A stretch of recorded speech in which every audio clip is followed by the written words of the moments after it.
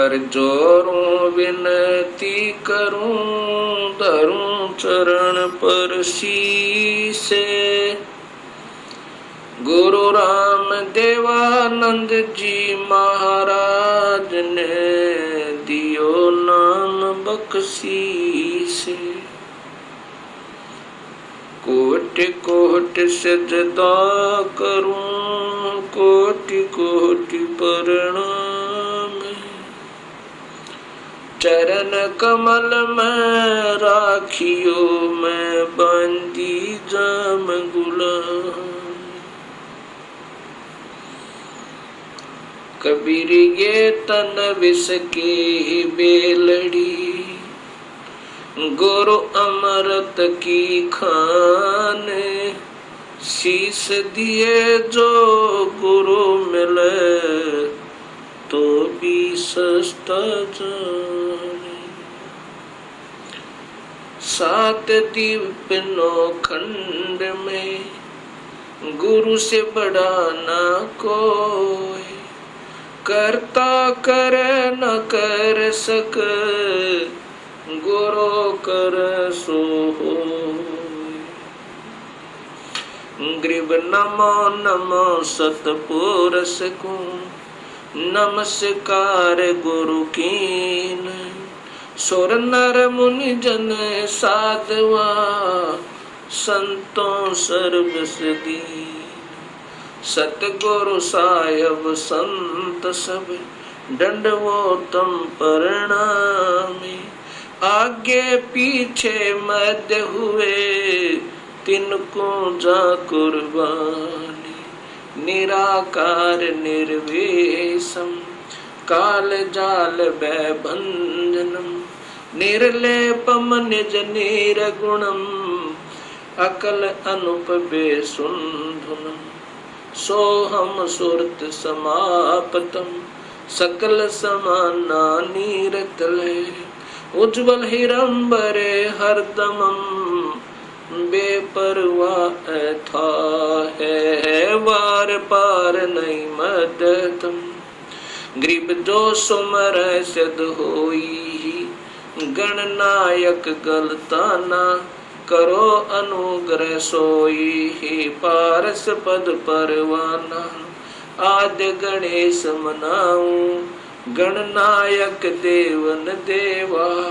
चरण कमल लोलाऊं, आद्य अंत करूं सेवा। परम शक्ति संगीतम, रिद्धि सिद्धि दाता सोई। अवगत गुण अतीतम, सतपुरुष निर्मोही। जगदम्बा जगदीशम, मंगल रूप मुरारी। तन मन अर्पों शीसम, भक्ति मुक्ति भंडारी। सुर नर मुनि जन ध्यावे, ब्रह्मा विष्णु महेशा।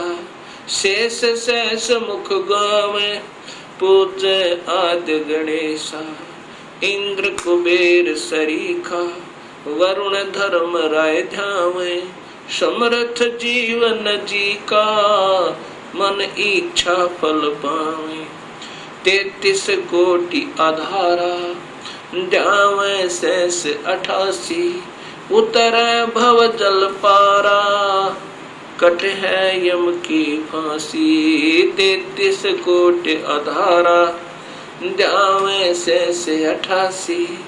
उतरे भव जल पारा, कट है यम की फांसी।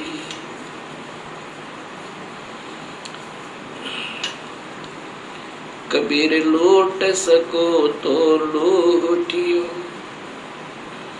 राम नाम की लोटी।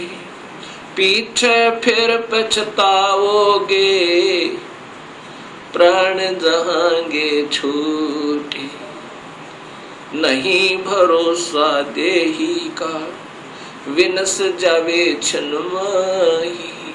श्वास उसास में सुमरण करो, और यतन कछु नाही। कबीर श्वास श्वास में नाम जपो, व्यर्था श्वास मत खो।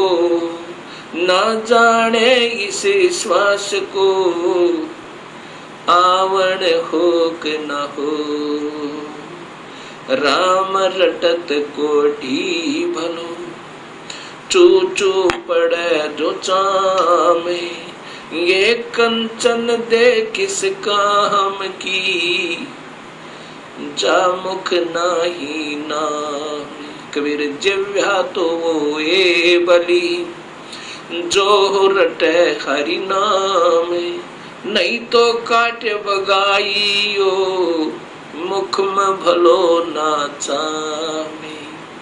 कबीर राम रटत कन्या भली, साकट भलो न पूते। बकरी के गल में गल थना, जा में दूध न मोहते। कबीर राम रटत दारिद्र भलो, टूटी घर की छाने। वो सुंदर महल किस काम के, जहाँ भक्ति नहीं भगवान।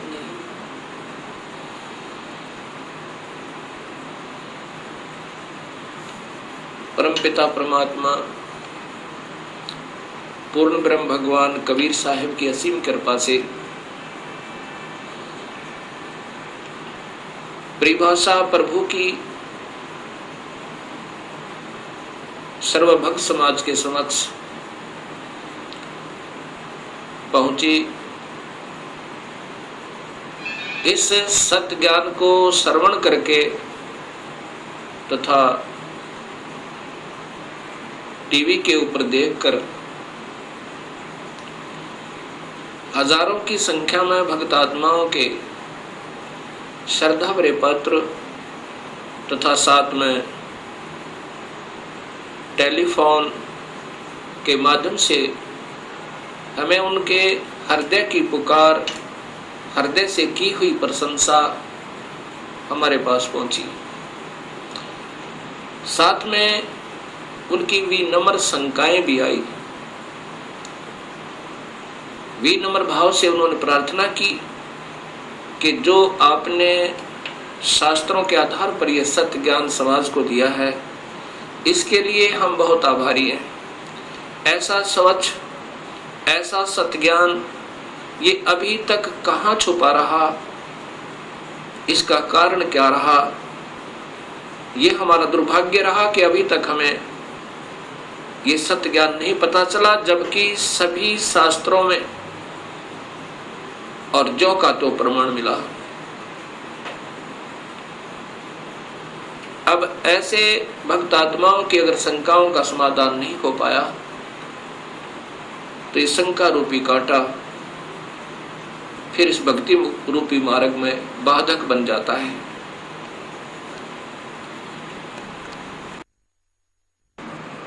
इसके लिए सर्वप्रथम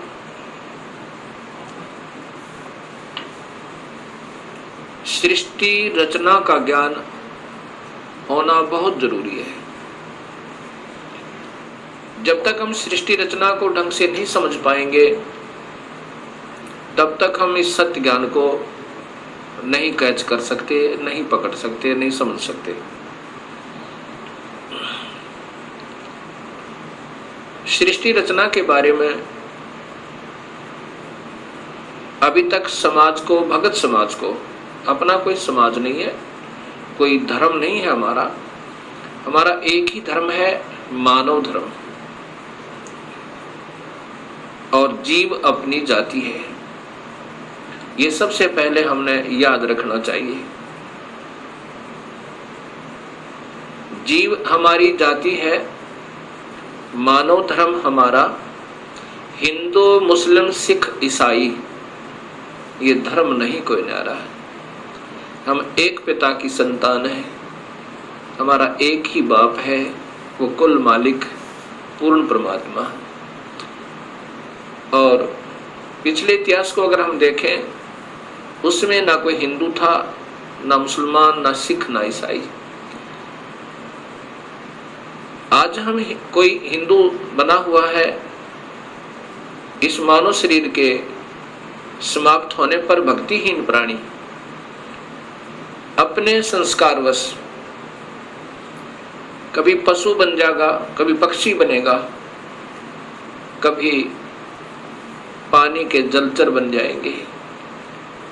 जब हम पशु होंगे तो हमारी पशु जाति होगी, और जब हम पक्षी होंगे तो हम पक्षी जाति के प्राणी होंगे। और ये भी हो सकता है कि हमारा कोई पुण्य संस्कार बचा हुआ हो, पुनर्जन्म मानव का हो, तो हम, कोई हिंदू है वो मुसलमान के घर जन्म लेगा, क्योंकि हमारे पिछले संस्कार रले मिले हैं, अलग नहीं है। सिख धर्म लगभग 300 वर्ष पूर्व 10वें गुरु गोविंद सिंह जी के द्वारा ये निर्मित हुआ, इसका उत्थान हुआ। उससे पहले सब हिंदू थे। उनके पिछले नाम राजा राम, कृपा राम, रामचंद्र, चंद्रभान, इस प्रकार के हैं। 3-4 पीढ़ी से पूर्व के जितने पूर्वज हैं वो इन नामों पर हैं। ऐसे ही इससे पहले मुसलमान धर्म नहीं था। हजरत मोहम्मद जी ने एक विशेष पवित्र मार्ग बनाया था भक्ति का, लेकिन आने वाले समय में इसमें बहुत त्रुटियां बन गई। ऐसे ही पहले ईसा जी ने एक निर्मल भक्त समाज तैयार किया था, उससे पूर्व अब्राहिम जी ने, ऐसे ये आदम जी से पहले हिंदू धर्म था, और हिंदू से पहले केवल आर्य हुआ करते थे, कोई धर्म नहीं था। अब हमने ये विचार करना पड़ेगा कि हम दो नहीं हैं। जहां से भी भक्ति प्रारंभ होती है वो निर्मलता के आधार पर है। बीड़ी, शराब, मांस, तंबाकू उसमें कभी प्रयोग नहीं होता, और केवल एक प्रभु की ही साधना प्रारंभ होती है। आने वाले समय में उसमें त्रुटियां आ जाती हैं। मनमुखी गुरु लोग उसमें ढेर सारी त्रुटियां पैदा कर देते हैं, और जिसके कारण वो समाज का प्रारूप बदल जाता है, भक्त समाज का, उस धर्म का एक प्रारूप बदल जाता है, वास्तविकता नहीं रहती। फिर ऐसे ही सदियों उपरांत फिर ये मार्ग प्रारंभ होता है। उसमें प्रारंभकर्ता को कठिनाइयां अवश्य आती हैं। समाज समझता है कि ये निंदक है, सभी को की साधनाओं को गलत बता रहा है। बिल्कुल नहीं, गलत उनको लगेगा ये मार्ग जिनको स्वयं शास्त्रों का ज्ञान नहीं, और उनके गुरुदेव अधूरे हैं, जिन्होंने आज तक ये नहीं बताया कि ये सृष्टि कैसे रचेगी, जबकि शास्त्रों में विद्यमान है ये सारा ज्ञान। अब सबसे पहले हमने सृष्टि रचना का सही ज्ञान होना चाहिए। तो अब दास आपको सृष्टि रचना बताना चाहेगा। सर्वप्रथम केवल एक ही प्रभु था, उसका नाम कबीर है। वास्तविक नाम उस परमात्मा का कबीर है। वो अनामी लोक में, अकय लोक में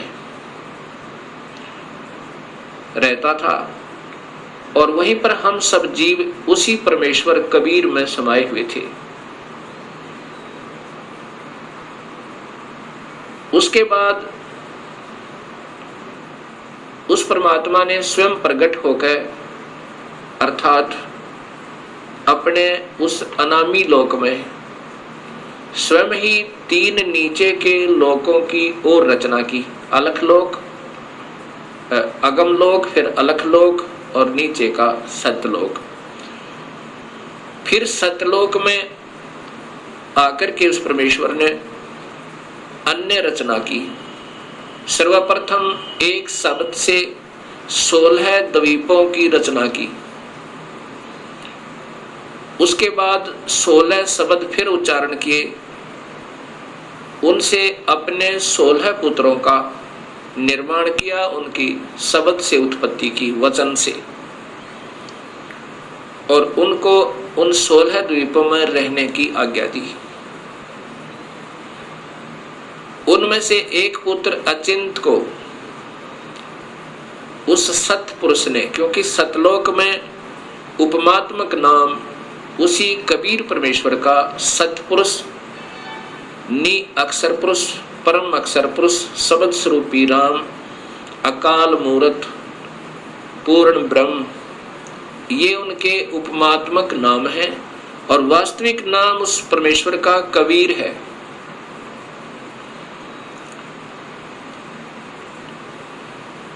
सतलोक के अंदर सतपुरुष ने अपने पुत्र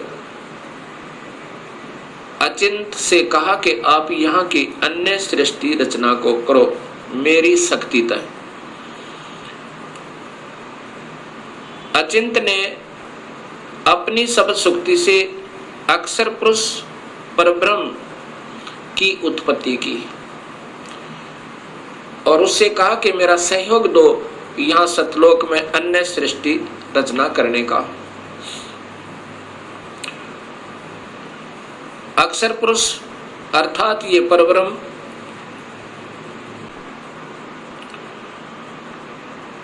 एक सतलोक में बने हुए मान सरोवर में, उसके अंदर अमृत जल है। सतलोक के अंदर जल अमृत है। उस अमृत सरोवर में प्रवेश कर गए और वहां आनंद से विश्राम करने लगे। अक्षर पुरुष को निद्रा आ गई।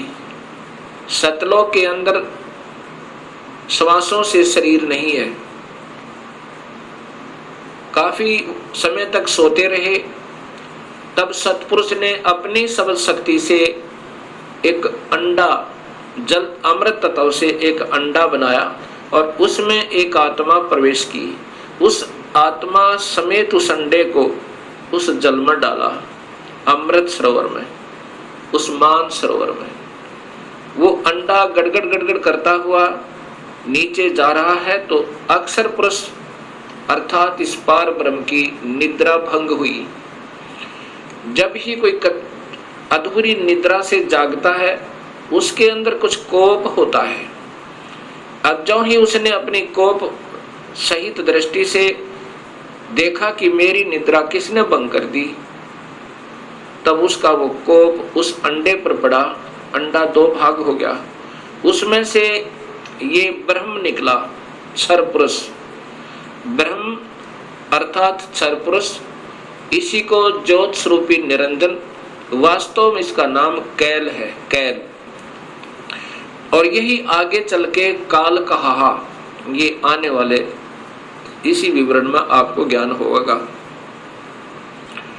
आकाशवाणी सतपुरुष ने की कि तुम दोनों बाहर आओ। अक्षर पुरुष तुम निद्रा में थे और आपके बिना यहाँ सृष्टि नहीं रची जा रही थी। तुम दोनों बाहर आओ और तुम्हें जगाने के लिए सारी क्रिया की गई और तुम दोनों के दोनों अचिंत के लोक में रहो। ऐसे आदेश प्रभु का पाक है। वे दोनों के दोनों अचिंत के लोक में रहने लगे काफी समय तक। उसके बाद हम सभी की उत्पत्ति कबीर परमेश्वर ने, उसी सतपुरुष ने अपने शब्द शक्ति से हम सबकी उत्पत्ति वहां पर की। कुछ दिनों के बाद इस क्षर पुरुष के अर्थात ब्रह्म के मन में एक खरपतवार उपजा। इसके मन में ये आया कि मैं अपना अलग से राज्य बनाऊं। मेरे अन्य भाई सब एक एक द्वीप में रहते हैं और हम 2 यानी अचिंत और ब्रह्म और साथ में ये अक्षर पुरुष पर ब्रह्म भी, हम एक ही द्वीप में रह रहे हैं। मैं अपना अलग राज्य चाहूंगा। इस उद्देश्य से ब्रह्म ने, क्षर पुरुष ने, ज्योत स्वरूपी निरंजन ने 70 युग तक अलग से एक पैर पर खड़ा होकर तपस्या की। जब ये तपस्या कर रहा था, हम ये सभी आत्माएं जो आज काल के लोक में दुख पा रहे हैं, चाहे आज कोई देव बना है, चाहे कोई महादेव बना है, चाहे आज कोई शूकर बना है, चाहे कोई गधा बना है, चाहे कोई राजा बना है, चाहे कोई रंक बना है, पशु या पक्षी बना हुआ है, ये सभी की सभी आत्माएं हम इस काल के ऊपर अर्थात इस ब्रह्म के ऊपर आसक्त हो गए। और यही बीमारी आज हमारे अंदर विद्यमान है, यही प्रक्रिया। जैसे ये नादान बच्चे किसी हीरो और हीरोइन को देखकर उसकी अदाओं के ऊपर इतने आसक्त हो जाते हैं कि वो अगर आसपास कहीं किसी शहर में वो हीरो, वो अभिनेता या अभिनेत्री आ जावे, लाखों की संख्या में उनके दर्शनार्थ भीड़ उमड़ जावे और लेना एक न देने दो, कुछ मिलना नहीं उससे। ऐसी हमारी वृत्ति वहां बिगड़ी थी सत्यलोक में। हम वहां रहा करते थे अपने पिता के पास, कोई दुख नहीं था, कोई मृत्यु नहीं थी, हमारे परिवार थे, हम प्यार से रहा करते थे।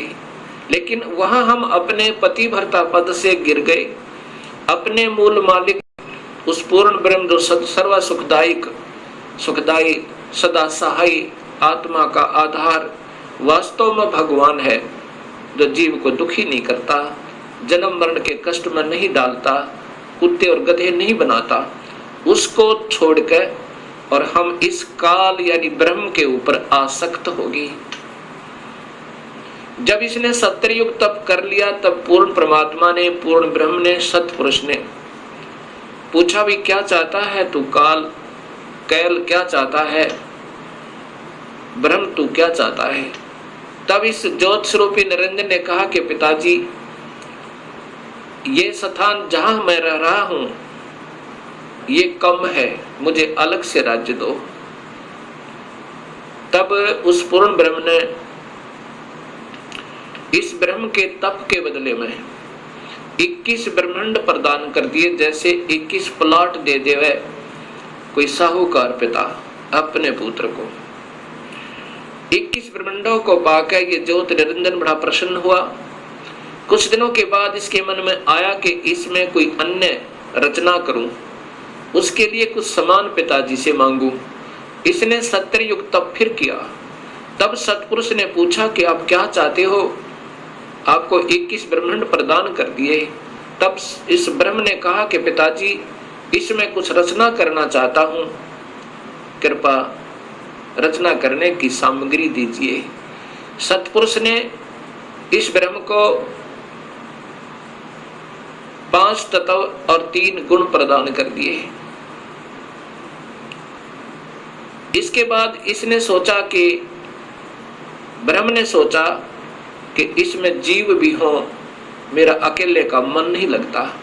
इस उद्देश्य से 64 युग तप फिर किया।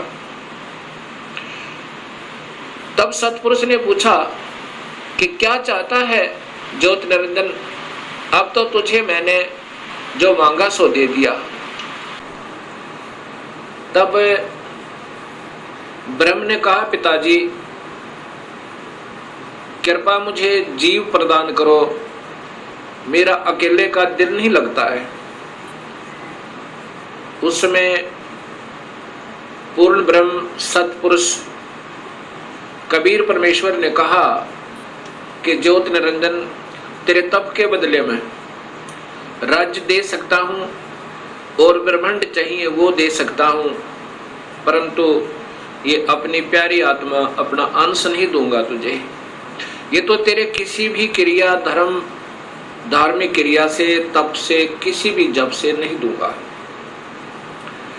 हाँ, यदि वो स्वयं कोई जाना चाहता है अब सब इच्छा से, कोई हंस आत्मा, कोई भक्त आत्मा, तो मैं स्वीकृति दे सकता हूं, नहीं तो मैं अपनी इच्छा से नहीं कहूंगा, ये मैं नहीं दे सकता। इस बात को सुनकर ये ब्रह्मचर्य पुरुष ज्योत स्वरूपी निरंजन अर्थात जो भविष्य में फिर काल कहलाया, हमारे पास आया। आज हम जितने भी ये दुखी आत्मा इस काल के 21 ब्रह्मांड में पीड़ित हैं, हमारे पास ये ब्रह्म आया और हमसे कहा कि मैं वहाँ अलग से ब्रह्मांड लिए हैं मेरे पिताजी से अपने तप के बदले में। वहाँ ऐसे स्वर्ग बनाऊंगा, महास्वर्ग बनाऊंगा और ऐसे दूधों की नदी बहाऊंगा, झरने बनाऊंगा। क्या आप मेरे साथ चलना चाहते हो? तब हम सभी ने जो यहाँ काल के 21 ब्रह्मांडों में पीड़ित है, कहा कि यदि पिताजी हमें आज्ञा दें तो हम चलने को तैयार हैं। इस बात को सुनकर ज्योत स्वरूपी निरंजन कबीर परमात्मा के पास आया और उससे कहा कि पिताजी, कुछ आत्माएं हमारे साथ चलने को तैयार हैं। सतपुरुष से कहा इस काल ने, ब्रह्म ने, कि पिताजी कुछ आत्माएं मेरे साथ चलने को तैयार हैं, उन्होंने सहमति दी है। तब पूर्ण परमात्मा सतपुरुष अर्थात कबीर देव ने, कबीर साहिब ने कहा कि यदि वो मेरे सामने स्वीकृति देंगी, जितनी भी आत्माएं हैं जो तेरे साथ जाना चाहते हैं, तो मैं उनको आज्ञा दे दूंगा। ऐसा कहकर के सतपुरुष हम सभी आत्माओं के पास आया जो आज काल के लोक में कैद में बंद हैं। सतपुरुष ने, उस अकाल मूर्त ने, शब्द स्वरूपी राम ने हमसे पूछा कि जो आत्मा इस ब्रह्म के साथ जाना चाहती हैं वो अपनी सहमति व्यक्त करें। उस समय हम सभी घबरा गए और नहीं हिम्मत पड़ी अपने पिता के सामने स्वीकृति देने की। उस समय एक आत्मा ने सर्वप्रथम हिम्मत किया, डेयर किया और कहा कि पिताजी, मैं इस ब्रह्म के साथ जाना चाहता हूं। उसकी देखा देखी फिर हम सभी ने स्वीकृति दे दी।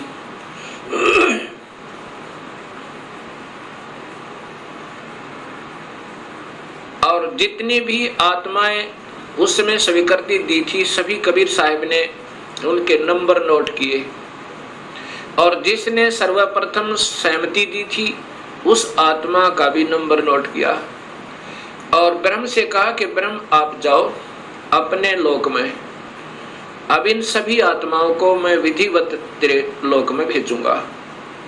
ऐसा कहकर के सतपुरुष ने अपनी शब्द शक्ति तय उस प्रथम स्वीकृति देने वाली आत्मा को एक लड़की का रूप बना दिया और उसको उसके अंदर एक शब्द शक्ति दे दी और हम सभी जीवात्माओं को उसे प्रकृति देवी भी कहते हैं, अष्टंगी भी कहते हैं और वही महामाया भी कहलाई। यहाँ 21 ब्रह्मांड की इस देवी को उत्पन्न किया अर्थात उस आत्मा का लड़की बनाया। फिर हम सभी आत्माओं को जो 21 ब्रह्मांड में आए हुए हैं उसके अंदर प्रवेश कर दिया, इस लड़की के शरीर में, प्रकृति देवी के शरीर में, अर्थात इसको अद्धा माया भी कहते हैं और यही आगे चलकर त्रिदेवों की माता कहलाई। प्रवेश कर दिया और कहा कि बेटी, तेरे को मैंने शब्द शक्ति दे दी है और जितने भी जीव काल कहे, ब्रह्म कहेगा तो बना देना। एक बार मुख से उच्चारण करेगी उतने ही नर और मादा ये जोड़े उत्पन्न हो जाएंगे। अपने पुत्र सहजदास से कहा, सहजदास जाओ अपनी बहन को उस ज्योत स्वरूपी निरंजन के पास छोड़ आओ और उसको बताना कि इस लड़की को, इस प्रकृति देवी को, अद्धा माया को मैंने शब्द शक्ति दी है, ये जितने जीव तू कहेगा ये बना देगी। और जितनी आत्माओं ने स्वीकृति दी थी वो सभी इसके अंदर प्रवेश कर रखी हैं। सहजदास प्रकृति देवी को लेकर, अध्यामाया को लेकर ज्योत निरंजन के पास आया, उसके पास छोड़ दिया और कहा कि पिताजी ने ऐसे ऐसे कहा है, इस लड़की के पास सब शक्ति है और जितने जीव तू कहेगा ये नर और मादा अपने शब्द से उत्पन्न कर देगी। ऐसा कह करके सहजदास अपने लोक में लौट आया, अपने द्वीप में आ गया। युवा होने के कारण लड़की का रूप निखरा हुआ था। इस ज्योत स्वरूप निरंजन ब्रह्म अर्थात क्षर पुरुष के मन में नीचता उत्पन्न हुई। जो आज सब जीवों में विद्यमान है, वही व्यक्ति, वही प्रक्रिया, वही ये बुरी आदत युवा लड़की को देखकर उसके साथ बद व्यवहार करने की चेष्टा इस क्षर पुरुष ने अर्थात ज्योत स्वरूपी निरंजन ने की। लड़की ने, प्रकृति देवी ने कहा कि ज्योत निरंजन तू होश में आ जा, तू और मैं एक ही पिता की संतान है। पहले तेरी उत्पत्ति हुई उन्हीं के शब्द तय अंडे में और उन्हीं ने मुझे उत्पन्न किया। तू और मैं बहन और भाई हैं। बहन भाई का ये कर्म पाप का भागी होता है। तू मान जा मेरी बात। ज्योत निरंजन ने एक भी बात उस लड़की की नहीं सुनी और मदहोश होकर, विषय वासना के वश होकर, काम वश होकर उस लड़की को पकड़ने की चेष्टा की, दुष्कर्म करने के लिए। लड़की ने अपनी इज्जत बचाने का और कहीं स्थान ना पाकर, जो ही उस काल ने, ज्योत स्वरूपी निरंजन ने, क्षर पुरुष ने ऐसे मुंह खोला हुआ था, आलिंगन करने के लिए ऐसे बाजू फैलाई थी, उसी समय लड़की ने छोटा रूप बनाया, सूक्ष्म, बहुत सूक्ष्म, और उसके पेट में चली गई अपनी इज्जत रक्षा के लिए। वहां से अपने पिता से पुकार की, हे परम पिता, हे सतपुरुष, हे कबीर परमेश्वर, मेरी रक्षा करो। इस प्रकार मैं काल से अपनी इज्जत रक्षा के लिए, इस ब्रह्म से अपनी इज्जत रक्षा के लिए इसके पेट में प्रवेश हूं और मुझे आकर मेरी रक्षा करो, मुझे बचाओ इससे।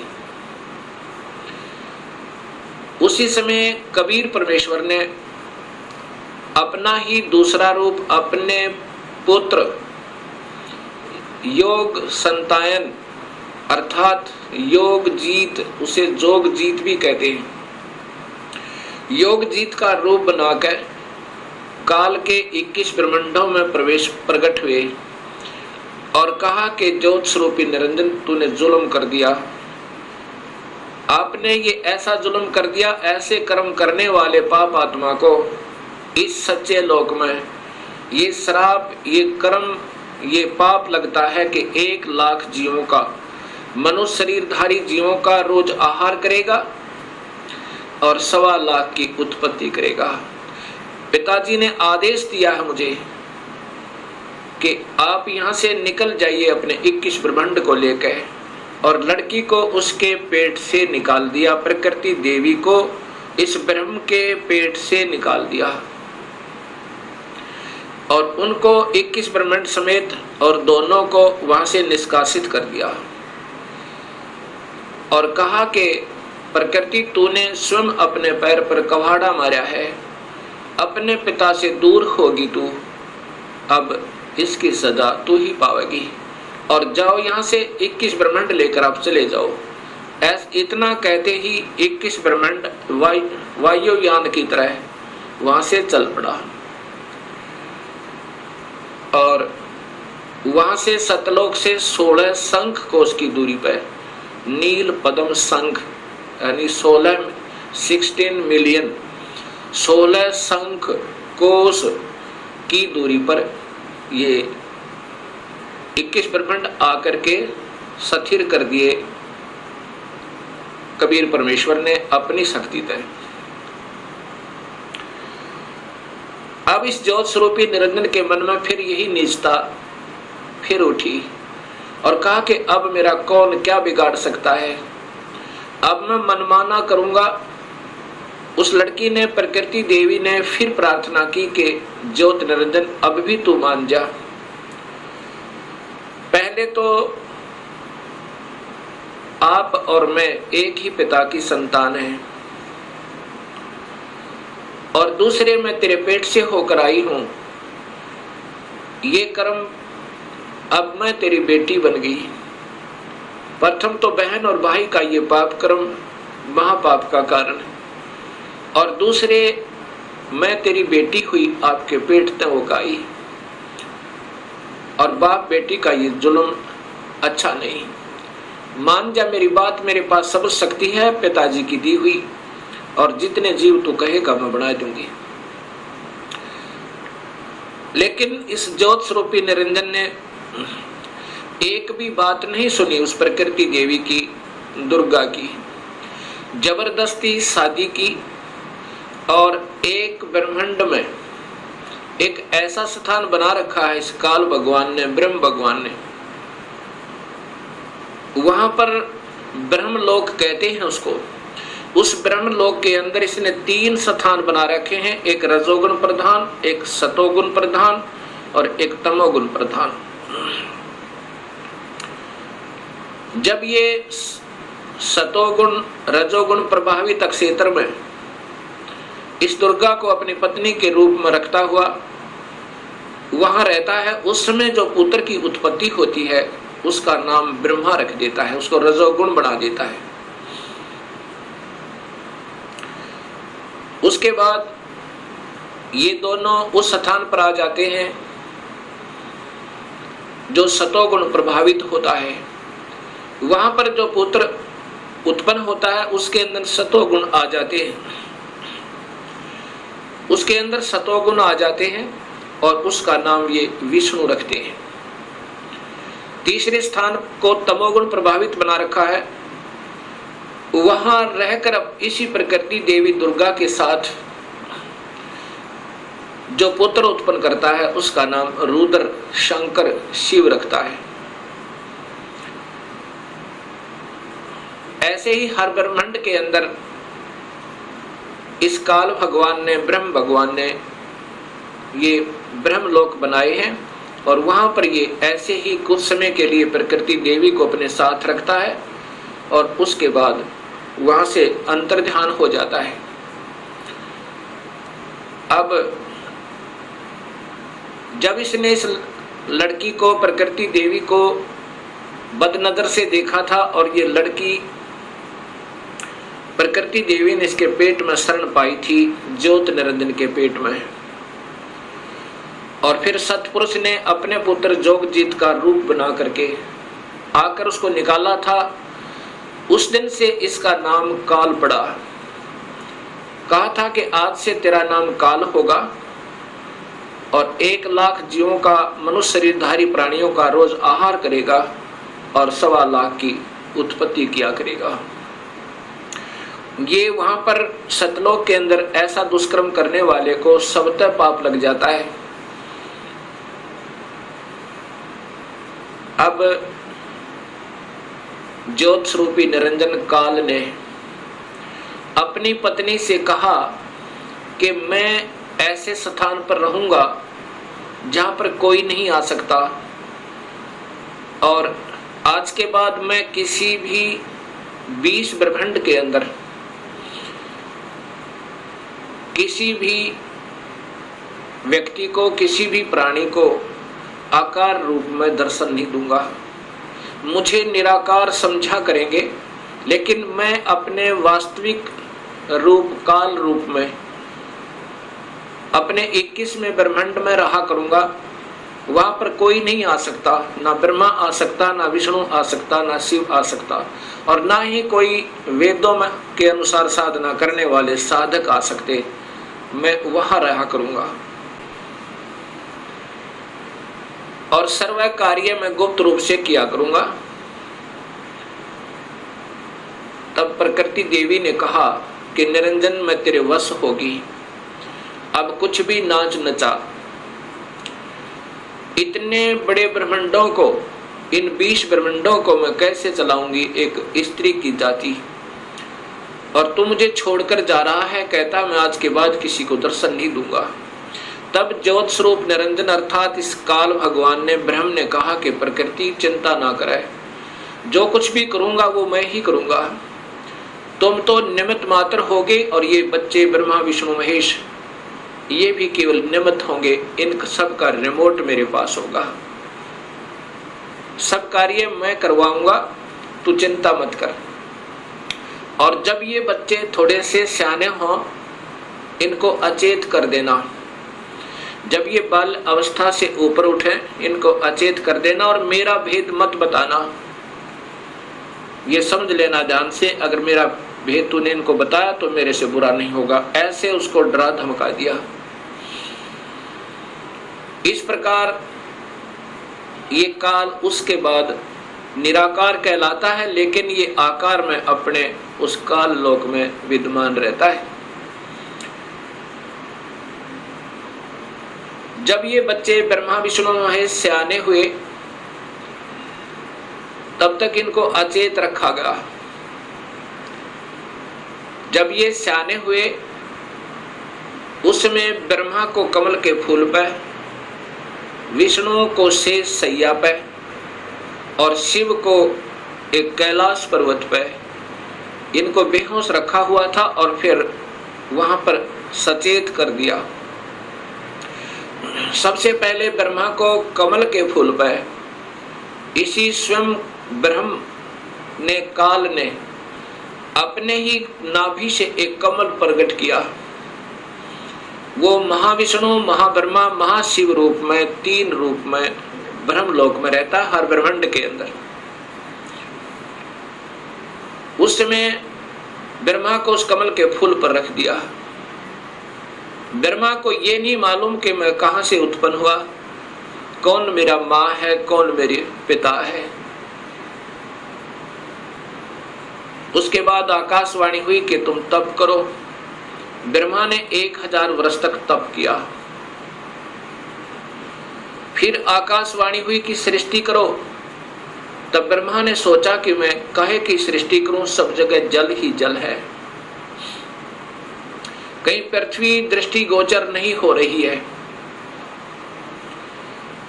इतने में मधु और कैटब नाम के 2 राक्षस काल ने प्रेरित करके और ब्रह्मा की ओर भेज दिए। ब्रह्मा डर के मारे उस कमल के फूल को के डंठल को पकड़कर नीचे उतर गया बहुत स्पीड तक। नीचे जब आया तो उसी जल के ऊपर एक शेष सैया पर चतुर्भुज रूप में एक व्यक्ति सो रहा है। उसके हाथों में शंख, चक्र, गदा, पद्म है।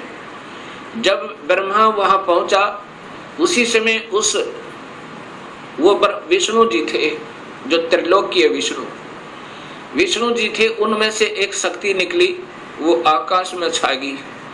उस समय ये ब्रह्मा विष्णु जी होश में आए। इतने में मधु और कैटब भी पहुंच गए।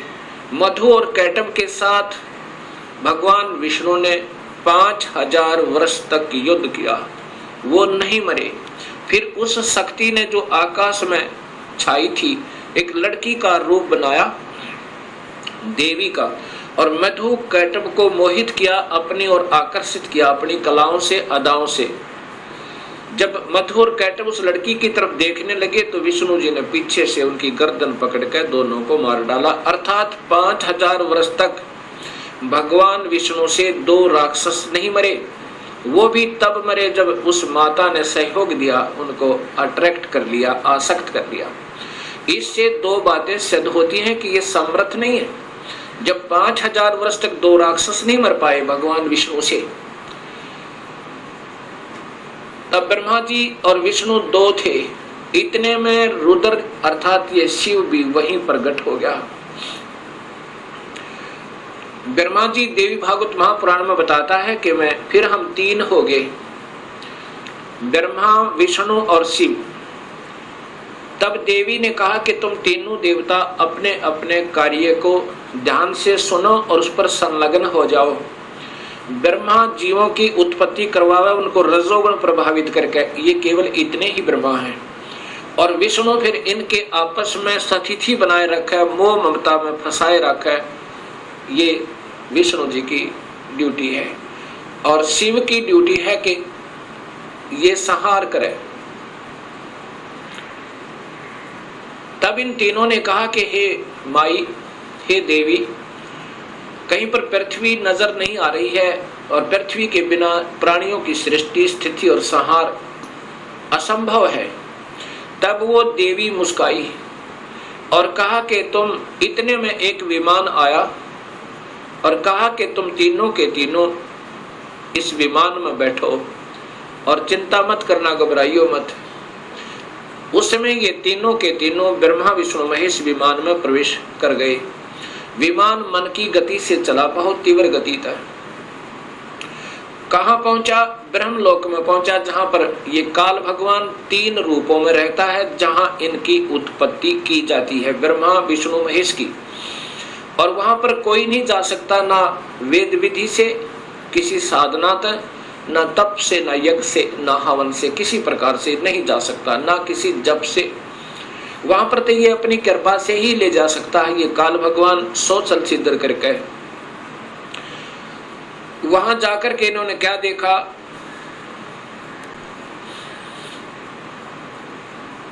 एक इंद्र देखा वहां पे, क्योंकि वो महास्वर्ग के अंदर एक महा इंद्र है। उसके बाद फिर आगे विमान गया, वहां एक ब्रह्मा देखा। जब दूसरा ब्रह्मा देखा तो शिव और विष्णु ब्रह्मा जी से पूछने लगे कि हे चतुरानन, ये दूसरा ब्रह्मा कौन है? तब ब्रह्मा जी ने कहा, मुझे नहीं मालूम ये कौन है। उसके बाद विमान आगे चला। फिर क्या देखा कि एक त्रिनेत्रधारी भगवान शिव दूसरा देखा, जो नंदी वृषभ पर सवार थे, हाथ में त्रिशूल लिए हुए थे। उसके बाद इनका विमान आगे चला। वहां पर क्या देखा कि एक विष्णु और थे, और वहां बहुत सुंदर विशाल लक्ष्मी का एक भवन था, उसमें बहुत ऐश्वर्य के साधन उपलब्ध थे। उसके बाद विमान आगे पहुंचा। कहां गया? एक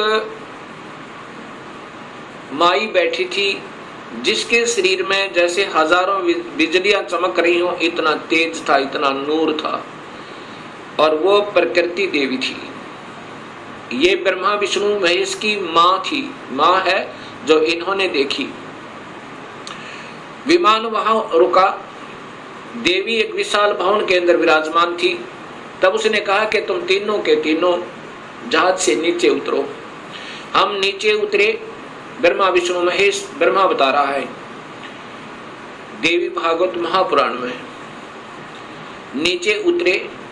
तब विष्णु जी ने ध्यान से देखा और कहा कि ये तो अपनी मां है। इस माई के दर्शन मैंने किए थे जब मैं बालक था, छोटा सा था। जब मैं बालक था, छोटा सा था, तब मैंने इस माई के दर्शन किए थे। इससे सब सिद्ध है कि इनका जन्म है और ये तीनों की मां है। तब ब्रह्मा, विष्णु और शिव ने तीनों ने स्वीकार कर लिया कि ये ही अपनी जननी है। तब शिव जी कहते हैं, हे माता, जब आप ब्रह्मा को उत्पन्न करने वाली आप हैं, विष्णु भी जब आपके बालक हैं, तो ये तीसरा भी आप ही का बच्चा है। आप ही हमें गुप्त भेद नहीं बता रहे थे, अब हमने आप ही की कृपा से ज्ञान हुआ। अब इसका प्रमाण आपको सबसे पहले देवी भागवत महापुराण में देता हूं। पहले आपको देवी भागवत महापुराण से प्रथम शिव पुराण को दिखाता हूं, उसके बाद फिर आपको देवी भागवत महापुराण दिखाऊंगा। और ये शास्त्र पहले से उपलब्ध थे, कोई आज नहीं बनाए इस दास ने। क्योंकि जितने हमारे अभी तक शास्त्र विद रहे वो अल्पज थे, अधूरे ज्ञान युक्त थे, वो उनको इस सत्य मार्ग का पता नहीं था। इसलिए हमारे सभी पूर्वजों को भूत बना दिया गीता विरुद्ध साधना करवा के, और पितर बनवा दिया गीता विरुद्ध साधना करवा के। गीता में लिखा है कि देवी देवताओं की पूजा मत करो, ब्रह्मा विष्णु महेश की पूजा तक भी नहीं करनी है, तीनों गुणों की भक्ति नहीं करनी है। केवल ब्रह्म से प्रारंभ होती है भक्ति, और पूजा करनी है केवल पूर्ण ब्रह्म की। अब मैं आपको देवी भागवत, पहले आपको शिव महापुराण दिखाता हूं।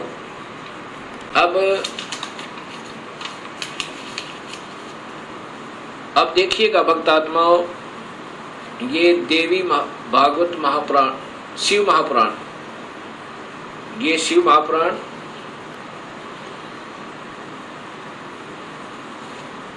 इसके अंदर आपको पता चलेगा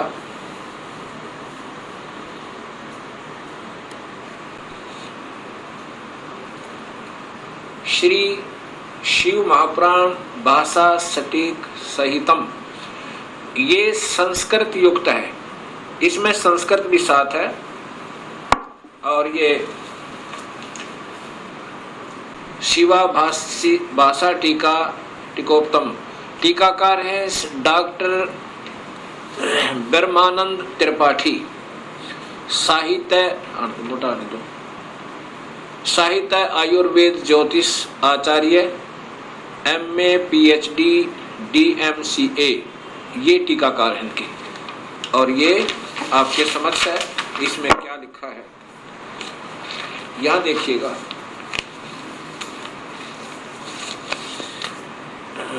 यहां से पढ़िएगा, ये संस्कृत है और ये हिंदी आपको दिखाना चाहूंगा। पर प्रलय काल में, इधर से लो, पीछे लाओ,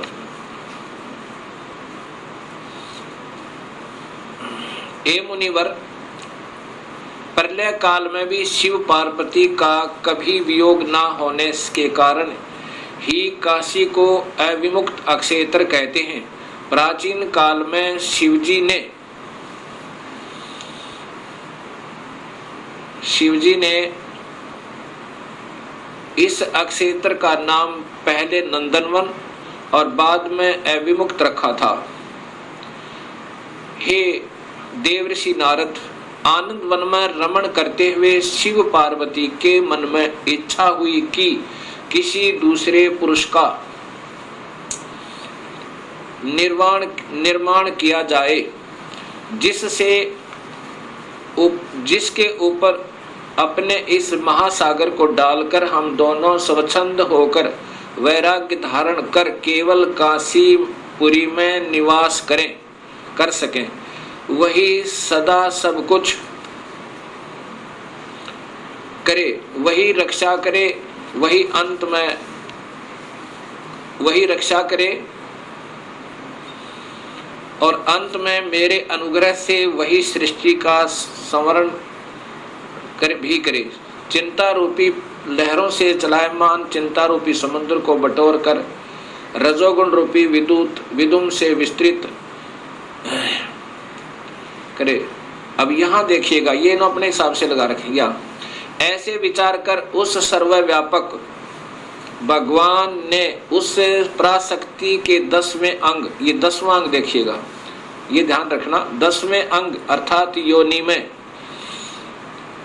सुधार रूपी आवास का प्रयोग किया। ये दिखाना चाहते हैं आपको कि ये कहना क्या चाहते हैं हम। तब उससे तीनों लोकों में सुंदर एक पुरुष प्रकट हुआ,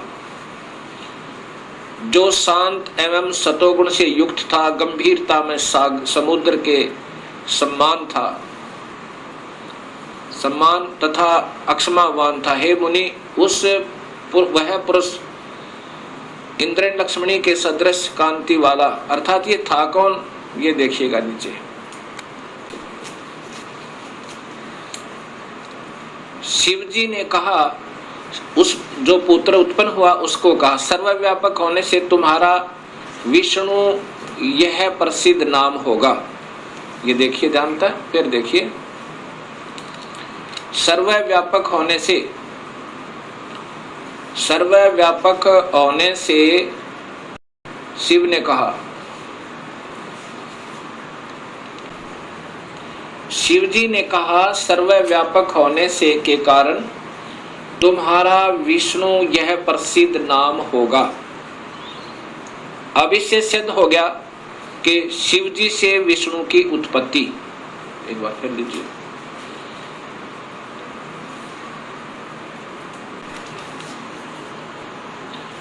अभी आपने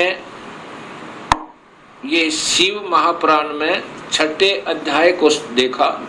छठे अध्याय में कि भगवान शिव से और पार्वती के संयोगता है। पार्वती कौन? ये महाशक्ति यानी शेरा वाली प्रकृति के द्वारा विष्णु की उत्पत्ति हुई। अब सातवां अध्याय, ये संस्कृत भी साथ है। अब यहां आगे देखिएगा, ये हिंदी देखिएगा।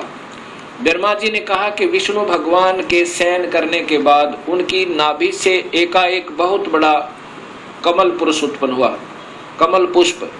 अब ये ब्रह्मा बता रहा है लेकिन तुक्के लगा रहा, क्योंकि स्वयं बेहोश था पहले, इसको आप ही नहीं मालूम वो कौन से विष्णु की नाभि से मिला। ये देखिएगा, उत्पन्न हुआ जिसकी नाल टनकार फल फूल के फूल। अब ज्यादा ना देख रही, देखिएगा, उस सांब शिव परमेश्वर भगवान शिव ने पहले की भांति जैसे विष्णु की उत्पत्ति की थी दुर्गा और काल के संयोग तय, पहले की भांति अपने दाहिने अंग से मुझे उत्पन्न किया। ब्रह्मा कह रहा कि मेरी उत्पत्ति भी उस काल ब्रह्म से, यानी शिव कह रहे हैं, ये शिव शिव हो, महा ब्रह्मा महाविष्णु महाशिव रूप में ये काल ही रहता है, मुझे उत्पन्न किया। ये ब्रह्मा जी ने बताया। कई भक्तात्मा कहते हैं कि जो गीता प्रेस गोरखपुर से प्रकाशित पुस्तकें हैं वही विशेषकर आम भक्त समाज उनको सत्य मानता, एथेंटिक मानता है। अब आपके सामने यही गीता प्रेस गोरखपुर से प्रकाशित ये पुस्तक दिखाते हैं, शिव महापुराण।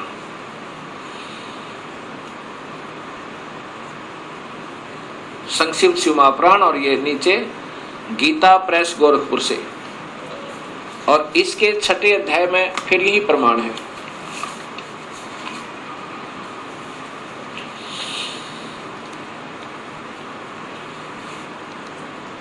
अब इसी शिव महापुराण का ये छठा अध्याय है। ये शिव महापुराण अध्याय नंबर 6, उसके बीच से सुना रहा हूं, आप इसको खरीद कर देख भी सकते हो। जिस परब्रह्म के विषय में ज्ञान और अज्ञान पूर्ण उक्तियों द्वारा इस प्रकार ऊपर बताए अनुसार विकल्प किए जाते हैं, उसने कुछ काल के बाद सृष्टि का समय आने पर द्वितीय की इच्छा प्रकट की। उसके भीतर एक से अनेक होने का संकल्प उदित हुआ। तब उस निराकार परमात्मा ने अपनी लीला शक्ति से अपने लिए मूर्ति आकार की कल्पना की। वह मूर्ति संपूर्ण ऐश्वर्य गुणों से संपन्न, सर्वज्ञानी, ज्ञानमयी, शुभ स्वरूपा, सर्वव्यापिनी, सर्वरूपा, सर्वदर्शनी, सर्वकारिणी, सबके एकमात्र वंदनिया, सर्वदा सब कुछ देने वाली और संपूर्ण संस्कृतियों का केंद्र थी। उस शुद्ध रूपणी ईश्वरीय मूर्ति की कल्पना करके वह अद्वितीय, अनादि, अनंत, सर्व प्रकाशक, चिंत, सर्वव्यापी और अविनाशी परब्रह्म अंतर्हित हो गया। ये काल की कलाएं हैं सारी, और ये अनजान लेखक जिनको कुछ ज्ञान नहीं, इस काल को ही सब उपमा दे रहे हैं उस पूर्ण ब्रह्म के तुल्य, जो मूर्ति रहित परम ब्रह्म है। अब यहाँ मूर्ति हो गया और फिर मूर्ति रहित भी है। अब ये काल की ही कला है, वो क्या बन गया? शिव रूप में आ गया। उसकी मूर्ति यहाँ देखो, चिंतमय आकार भगवान सदाशिव है। ये काल ही निराकार है और यही फिर महाशिव, महाविष्णु और महाब्रह्मा के रूप में ये सब कलाएं करता है। अर्वाचीन और प्राचीन विद्वान इसी को ईश्वर कहते हैं। जितना जिनको ज्ञान है इस काल को ही ये ईश्वर कहते। उस समय एकाकी रहकर स्वेच्छानुसार विहार करने वाले उन सदाशिव ने अपने विग्रह से स्वयं ही एक स्वरूप भूता शक्ति की सृष्टि की, अर्थात वह देवी इसी के शरीर से निकली, वो निकाली थी पूर्ण परमात्मा ने, जो इसके पेट में शरण ले ली थी, कि जो उनके अपने श्री अंग से कभी अलग होने वाली नहीं थी। उस पराशक्ति को प्रधान प्रकृति, देखो प्रधान प्रकृति गुणवती माया बुद्धि तत्व की जननी विकार रहित बताया गया है। वह शक्ति अंबिका कही गई है और उसी को प्रकृति, ये ध्यान से देखना भक्तात्माओं, यही देवी अध्या माया, ये प्रकृति देवी, प्रकृति सर्वोश्वरी देव जननी, यानी तीनों देवताओं की माँ, ब्रह्मा विष्णु महेश की माता, नित्य और मूल कारण कही सदाशिव द्वारा प्रकट की गई उस शक्ति की 8 भुजाएं हैं। अब ये स्वतः ही स्पष्ट हो गया कि यही प्रकृति देवी ब्रह्मा विष्णु महेश की माता है। और इसी में फिर आगे आता है कि ब्रह्मा और विष्णु की उत्पत्ति शिव से हुई। ये महाशिव काल है,